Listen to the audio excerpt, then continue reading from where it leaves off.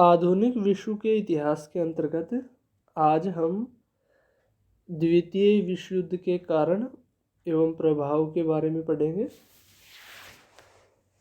प्रथम विश्व युद्ध की समाप्ति के 20 वर्ष बाद 1939 में दूसरा विश्व युद्ध प्रारंभ हो गया और यह विश्व युद्ध किसी आकस्मिक परिस्थिति का परिणाम नहीं था, वरन 1919 के पेरिस शांति समझौते के बाद से इसकी पृष्ठभूमि बननी शुरू हो गई थी। मार्शल फोच ने तो उसी समय वर्साय संधि के बारे में कहा था कि यह शांति संधि न होकर 20 वर्ष के लिए की गई युद्ध विराम संधि है, और ठीक 20 वर्ष बाद विश्व युद्ध प्रारंभ हो गया। द्वितीय विश्व युद्ध के अगर कारणों की बात करें तो इसके अनेक कारण हमारे सामने आते हैं। इसको हम बिंदुवार समझने की प्रयास करते हैं। सबसे पहले जो है, पहला कारण जो है वर्साय की अपमानजनक संधि। प्रथम महायुद्ध के बाद जर्मनी को वर्साय की अपमानजनक संधि पर हस्ताक्षर करने पड़े। यह जर्मन राष्ट्र का अपमान था, क्योंकि जो संधि के द्वारा जर्मनी को आर्थिक और सैन्य दृष्टि से एक तरह से पंगु बना दिया गया और उस पर बहुत अधिक युद्ध का हर्जाना लाद दिया गया। पोलैंड के हित के लिए जर्मनी के दो टुकड़े कर दिए गए और यह पोलिश गलियारा जर्मन राष्ट्र के हृदय में एक कटार की भांति था। और उस समय जो है एजी वेल्स ने कहा भी था कि अगला विश्व युद्ध पोलिश गलियारे के प्रश्न पर ही होगा। वर्साय संधि को जर्मन राष्ट्र ने कभी भी स्वीकार नहीं किया था, यह उस पर एक प्रकार से थोपी गई थी। इसके अलावा जो युद्ध अपराध की धारा है वो भी जर्मन राज्य के माथे पर कलंक था। इसे धो डालने के लिए प्रत्येक जर्मन वासी कटिबद्ध था। तो हम कह सकते हैं कि जो वर्साय की संधि ने जर्मन को उग्र राष्ट्रवाद को प्रबल बना दिया, और जर्मन जैसा जो स्वाभिमानी उग्र राष्ट्र इस प्रकार की अपमानजनक और विश्वासघातपूर्ण संधि अधिक समय तक बर्दाश्त नहीं कर सकता था, और अवसर मिलने पर इस अपमान का जो है प्रतिशोध लेने के लिए जर्मनी ने मित्र राष्ट्रों के विरुद्ध पुनः हथियार उठाए। दूसरा जो कारण द्वितीय विश्व युद्ध का है वो है तानाशाहों का उदय। तो प्रथम विश्व युद्ध के बाद पराजित राष्ट्रों तथा जो नवनिर्मित राज्यों में जनतंत्रीय सरकारें इस आशा के साथ स्थापित हुई थी कि ये व्यवस्थाएं अधिक जन कल्याणकारी व दीर्घजीवी होंगी, किंतु जब ये व्यवस्थाएं युद्धोपरांत की समस्याओं को न सुलझा सकी तो जनता का झुकाव अधिनायकवाद की ओर होने लगा।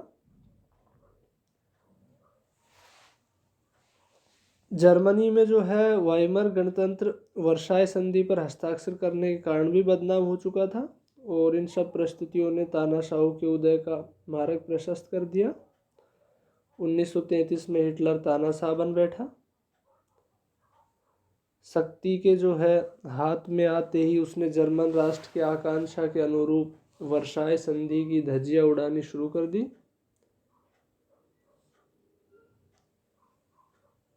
इस प्रकार जो है तानाशाही प्रथम विश्व युद्ध के बाद इटली में जहां मुसोलिनी की जो फांसीवादी पार्टी सत्ता में आई थी, जापान, पोलैंड आदि देशों में स्थापित हुई। इटली व जर्मनी के तानाशाहों ने स्पेन के गृह युद्ध में फ्रैंको की सहायता करके वहां भी अधिनायक तंत्र स्थापित करवाया। तो इस प्रकार जो है इन तानाशाहों ने विश्व को युद्ध की सीमा तक धकेल दिया। अगला कारण है राष्ट्रसंघ की विफलता। राष्ट्रसंघ की स्थापना की गई थी कि भाई अंतर्राष्ट्रीय सहयोग को बढ़ाने व शांति व सुरक्षा की व्यवस्था के लिए, किंतु राष्ट्रसंघ जो है स्वयं इन उद्देश्यों को पूरा करने में विफल रहा। एक तो अमेरिका और रूस जैसी विश्व शक्तियां इसकी सदस्य नहीं बनी, रूस यद्यपि 1933 में बाद में इसका सदस्य बना, और दूसरा जो पराजित राष्ट्रों को इसका सदस्य नहीं बनाया गया, तो उन्होंने इस संस्था को जो है एक विजयी राष्ट्रों का क्लब माना, जो कि पेरिस संधियों की जो अन्यायपूर्ण व्यवस्थाओं को स्थायित्व प्रदान करने के लिए प्रतिबद्ध था। और शक्तिशाली राष्ट्रों के समक्ष ये देखा गया कि यह जो राष्ट्र संघ था, ये संस्था थी, असहाय थी, चाहे 1931 में जापान द्वारा मंचूरिया पर आक्रमण हो या फिर 1935 में इटली द्वारा इथोपिया पर आक्रमण, ये राष्ट्र संघ की जो है उपेक्षा और असफलता का ही प्रमाण है। अगला जो बिंदु है वो है फ्रांस का प्रतिशोधपूर्ण व्यवहार। जर्मनी के प्रति जो है फ्रांस का व्यवहार अत्यधिक प्रतिशोधपूर्ण था, और वर्साय की संधि की जो कठोर और अपमानजनक शर्तें फ्रांस की इसी नीति का ही परिणाम थी। इतना सब कुछ होने के बाद भी फ्रांस को संतुष्टि नहीं मिली। सार घाटी के जो कोयला क्षेत्रों के छिन जाने पर भी जर्मनी के उद्योगों को भारी धक्का लगा, किंतु फ्रांस इससे भी संतुष्ट न हुआ। उसने जो है जर्मनी के रूर औद्योगिक क्षेत्र पर भी अधिकार कर लिया। तो इससे जर्मन राष्ट्रवाद में असंतोष की तीव्र लहर दौड़ गई। इस घटना ने हिटलर को जो है उभारने में बड़ी मदद की। इस प्रकार जो है फ्रांस के अनुचित और जो है प्रतिशोधात्मक व्यवहार ने विश्व को युद्ध के मोड़ पर ला खड़ा किया। इसके अलावा जो है अल्पसंख्यक जातियों में असंतोष के कारण भी एक महत्वपूर्ण कारण था द्वितीय विश्व युद्ध का। पेरिस की जो शांति व्यवस्था से राजनीतिक सीमाओं में जो परिवर्तन हुआ, उससे क्या है, उसका परिणाम ये हुआ कि कई जातियां विभिन्न राज्यों में अल्पसंख्यक बन गई। ऑस्ट्रिया, पोलैंड, चेकोस्लोवाकिया आदि ऐसे ही राज्य थे। इन राज्यों की अल्पसंख्यक जातियों में असंतोष था। उन्हें जीवन के विकास की जो है आधारभूत सुविधाएं उपलब्ध नहीं थी, और विशेषतः जो जर्मन अल्पसंख्यक थे वो बहुत असंतुष्ट थे, और इस असंतोष का लाभ हिटलर ने उठाया। हिटलर ने ऑस्ट्रिया व चेकोस्लोवाकिया पर इसी आधार पर हड़पा। इस प्रकार जो है अल्पसंख्यकों की समस्या ने तनाव और संघर्ष की स्थिति उत्पन्न कर दी थी।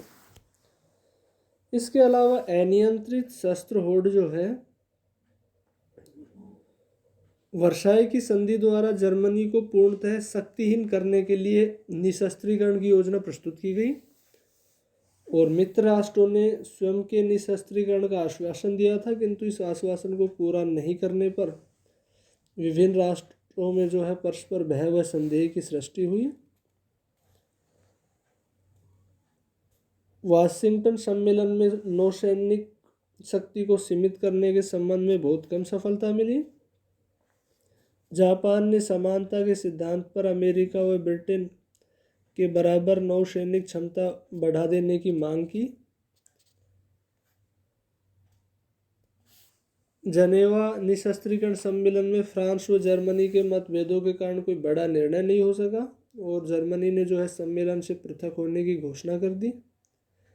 और हम कह सकते हैं कि अब जो है सुरक्षा की आड़ में हर राष्ट्र ने सेना और शस्त्रापूर्ति में वृद्धि करना शुरू कर दिया।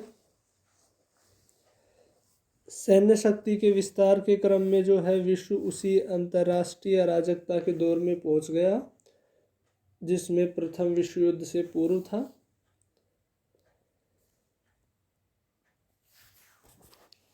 ब्रिटेन की तुष्टीकरण की नीति अगला बिंदु है विश्व युद्ध के कारणों में, कि मित्र राष्ट्रों के आपसी मतभेदों ने भी जर्मनी, इटली व जापान की शक्ति के विकास में बहुत योगदान दिया।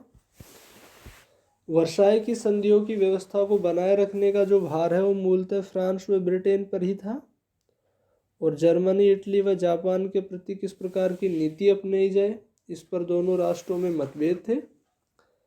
फ्रांस जहां कठोर नीति का पक्षधर था, वहीं इंग्लैंड की नीति थी कि यदि जर्मनी व इटली के साथ अच्छे संबंध रखे जाएं तो भावी संभावित युद्ध को टाला जा सकता है। ब्रिटिश प्रधानमंत्री जो है चैम्बरलेन का मत था कि तानाशाहों की शिकायतें उचित थी और इन देशों के साथ वास्तव में ही कठोर व्यवहार किया गया था। तो ब्रिटेन की जो जर्मनी के प्रति तुष्टीकरण की नीति है उसको भी द्वितीय विश्व युद्ध का एक महत्वपूर्ण कारण माना जाता है। इसके अलावा स्पेन का गृह युद्ध जो 1936 में प्रारंभ हो गया था, इसमें जर्मनी और इटली ने जनरल फ्रांको की सहायता की, जबकि सोवियत रूस ने स्पेन की गणतंत्रीय सरकार का समर्थन किया।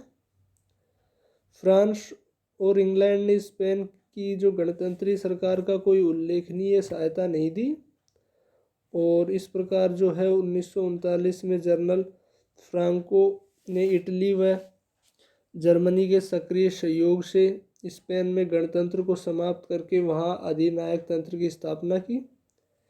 तो इससे क्या हुआ कि फ्रांको की वजह से धुरी राष्ट्रों का साहस बढ़ गया और उन्होंने कई युद्धास्त्रों का स्पेन के गृह युद्ध में सफल प्रयोग किया और अब जो मित्र राष्ट्रों की जो एकता और लोकतंत्र के प्रति उनकी जो प्रतिबद्धता की पोल खुल गई और इंग्लैंड व फ्रांस की धमकियां अब जो है ईदड़ भव की समझी जाने लगी। अगर हम युद्ध के तात्कालिक कारण को देखें तो उसको हम पोलैंड पर जो जर्मन का आक्रमण है उसको युद्ध का तात्कालिक कारण माना जाता है। हिटलर द्वारा पोलैंड पर 1 सितंबर 1939 को आक्रमण करने से विश्व युद्ध का प्रारंभ हो गया। जर्मनी की नौसेना के पास बाल्टिक सागर तक पहुंचने के लिए कोई मार्ग नहीं था, तो हिटलर ने पोलैंड से मांग की थी कि वह डैनजिंग का बंदरगाह तथा इस पर पहुंचने के लिए जर्मनी को मार्ग दे। हिटलर ने सोचा था कि तुष्टीकरण की नीति पर चलते हुए इंग्लैंड इस बात को मान लेगा, किंतु अब इंग्लैंड और फ्रांस की नीति हिटलर के प्रति बदल चुकी थी। उन्होंने हिटलर की मांग को ठुकराते हुए उसे चेतावनी दी और पोलैंड को सहायता का वचन दिया। तो पोलैंड ने भी फ्रांस व इंग्लैंड से संबल पाकर हिटलर की मांग का दृढ़ता से विरोध किया। तो अंततः जो है 1 सितंबर 1939 को हिटलर ने पोलैंड पर आक्रमण कर दिया और फ्रांस तथा इंग्लैंड ने जर्मनी को अपनी सेना पोलैंड से वापस बुलाने की चेतावनी दी, किंतु हिटलर ने इस चेतावनी की उपेक्षा की। तो 3 सितंबर को इंग्लैंड तथा फ्रांस ने जर्मनी के विरुद्ध युद्ध की घोषणा कर दी और इस प्रकार जो है द्वितीय महायुद्ध का प्रारंभ। और 10 जून 1940 को इटली ने भी फ्रांस के विरुद्ध युद्ध की घोषणा कर दी और 14 जून को पेरिस का पतन हो गया और 22 जून 1940 को फ्रांस ने आत्मसमर्पण कर दिया। फ्रांस में अपनी सफलता से उत्साहित होकर 18 जून को जर्मनी ने इंग्लैंड पर हवाई हमले प्रारंभ किए और इस विश्व युद्ध का अगर हम दूसरे चरण की बात करें तो वो 22 जून 1941 से प्रारंभ होता है, जब जर्मनी ने रूस पर आक्रमण किया। जर्मन सेना ने शीघ्र ही बाल्टिक राज्यों तथा पूर्वी पोलैंड को रूस से छीन लिया, किंतु जाड़े की शुरुआत के साथ ही जर्मन सेना पर रूसी प्रत्याक्रमण शुरू हो गए और जर्मन फौजों को काफ़ी पीछे हटना पड़ा और यहीं से जो है जर्मन सेना के बुरे दिनों की शुरू हो गई। 7 दिसंबर 1941 को जापान ने पर्ल हार्बर पर आक्रमण किया। जापान एशिया में लगातार आगे बढ़ता गया और 8 महीनों तक लगातार मित्र राष्ट्रों की हार होती रही। इसके बाद जो है 1942 के अंत में धुरी राष्ट्रों का विजय अभियान थम जाता है और युद्ध का पासा मित्र राष्ट्रों के पक्ष में पलट जाता है और इसकी शुरुआत हुई उत्तरी अफ्रीका से। जनरल मोंटगोमरी ने जर्मनी और इटली की सेनाओं को नवंबर 1942 में मिस्र से खदेड़ दिया। 1944 के मध्य तक रूस ने अपने सभी क्षेत्रों से जर्मन सेना को निकाल बाहर कर दिया और मई 1945 में इटली का पतन हो गया और 7 मई 1945 को जर्मनी ने भी विधिवत आत्मसमर्पण कर दिया और 8 मई 1945 को यूरोप में महायुद्ध बंद हो गया। और हम कह सकते हैं कि इस युद्ध का जो अंतिम चरण है वो एशिया में संघर्ष चला। अब केवल जो है जापान का पराभव शेष था। मित्र राष्ट्रों ने जापान से बिना शर्त समर्पण की मांग की, किंतु जापान ने प्रस्ताव ठुकरा दिया। तो परिणाम स्वरूप जो है 6 अगस्त 1945 को जापान के नगर हिरोशिमा पर अमेरिका ने पहला एटम बम गिराया और 9 अगस्त 1945 को अमेरिका ने जो है जापानी नगर नागासाकी पर दूसरा एटम बम गिराया और 14 अगस्त 1945 को जापान ने बिना शर्त आत्मसमर्पण कर दिया। तो इस प्रकार जो है द्वितीय विश्व युद्ध का 14 अगस्त 1945 को अंत हो गया।